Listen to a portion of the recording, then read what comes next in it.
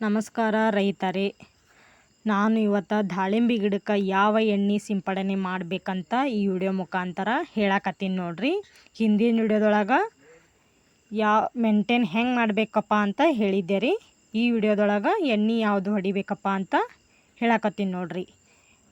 ದಾಳಿಂಬೆ ಗಿಡ ಆರೋಗ್ಯವಾಗಿರ್ಬೇಕಪ್ಪ ಅಂತಂದ್ರೆ ಗಿಡವನ್ನು ನೀವು ಆಗಾಗ್ಗೆ ಗಮನಿಸಿ ಗಮನ ಕೊಡಬೇಕ್ರಿ ಗಿಡಗಳಿಗೆ. ಮತ್ತು ಎಲೆಗಳಲ್ಲಿ ಕಲೆಗಳು ಕಾಣಿಸಿದ್ರೆ, ಬಿಳಿ ನೊಣ, ತ್ರಿಪ್ಸ್ ಮತ್ತು ಕೀಟಗಳು ಕಂಡು ಬಂದ್ರೆ ಸಮಸ್ಯೆಗೆ ತಕ್ಕ ಔಷಧಿಯನ್ನು ಮಾತ್ರ ಬಳಸಬೇಕ್ರಿ.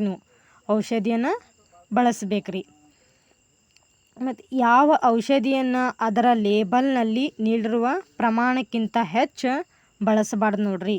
ಅದರ ಲೇಬಲ್ನಲ್ಲಿ ನೀಡಿರುವ ಪ್ರಮಾಣಕ್ಕಿಂತ ಹೆಚ್ಚು ಔಷಧಿ ಬಳಸಬೇಕು ನೋಡ್ರಿ.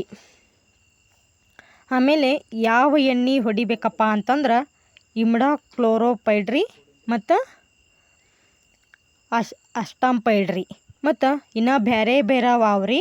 ಮತ್ತು ಸೂಪರ್ ಕಾನ್ಪೇಟ್ರಿ. ಇನ್ನು ಹಲವಾರು ಎಣ್ಣೆಗಳು ಆವ್ರಿ. ನೀವು ಅಂಗಡಿ ಒಳಗೆ ತ್ರಿಪ್ಸಿ ಹೊಡೆವು ಎಷ್ಟೋ ನಮೂನೆ ಔಷಧಿಗಳು ಆವ್ರಿ, ಕೇಳಿ ಹೊಡಿಬೋದು ನೋಡ್ರಿ ನೀವು.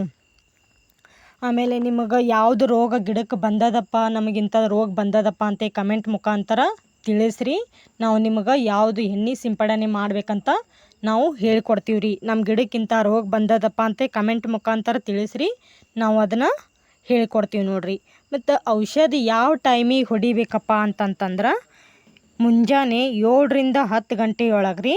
ಮತ್ತು ಸಂಜೆಗೆ 4ರಿಂದ 6 ಗಂಟೆಯೊಳಗೆ ಎಣ್ಣೆ ನೀವು ಹೊಡಿಬೇಕ್ರಿ. ಅಂದ್ರೆ ನಿಮ್ಮ ಗಿಡಕ್ಕೆ ಉತ್ತಮ ಫಲಿತಾಂಶ ಸಿಗ್ತದೆ ನೋಡ್ರಿ. ಮತ್ತು ಮಳೆ ಬರುವ ಸಮಯದಾಗ ರೀ ಔಷಧಿ ನೀವು ಹೊಡ್ಯಾಕೆ ಹೋಗ್ಬಾರ್ದು ನೋಡ್ರಿ. ಮಳೆ ಬರೋ ಸಮಯದಾಗ ಔಷಧ ಹೊಡಿಬಾರ್ದ್ರಿ. ಎಲೆಗಳ ಮೇಲ್ಭಾಗ ಮತ್ತು ಔಷಧಿ ಹೊಡೆಯುವಾಗ ರೀ ಎಲೆಗಳ ಮೇಲ್ಭಾಗ ಮತ್ತು ಕೆಳಭಾಗಕ್ಕೆ ಸಮಯವಾಗಿ ತಲುಪುವಂಗೆ ಹೊಡಿಬೇಕು ನೋಡ್ರಿ. ಅದಕ್ಕೆ ಎಲೆ ಮೇಲ್ಭಾಗ ಮತ್ತು ಎಲೆಗಳಿಗೆ ಮೇಲ್ಭಾಗ ಎರಡೂ ಕಡೆ ಎಣ್ಣೆ ಸಿಡಿಯಂಗೆ ನೀವು ಹೊಡ್ಕೊತ ಹೋಗ್ಬೇಕ್ರಿ. ಮತ್ತು ಕೈಗವಸ ಮಾಸ್ಕ ಹಾಕ್ಕೊಂಡು ನೀಟಾಗಿ ಎಣ್ಣೆ ಹೊಡಿಬೇಕು ನೋಡ್ರಿ. ಈ ಥರ ಎಣ್ಣೆದು ನಿಮಗೆ ಇನ್ನಷ್ಟು ವಿಷಯಗಳು ಬೇಕಪ್ಪ ಅಂತಂದ್ರೆ ನಮ್ಮ ಕಮೆಂಟ್ ಮುಖಾಂತರ ತಿಳಿಸ್ರಿ, ನಾವು ಅದರದ್ದು ವಿಡಿಯೋ ಮಾಡಿ ಹಾಕ್ತೀವ್ರಿ.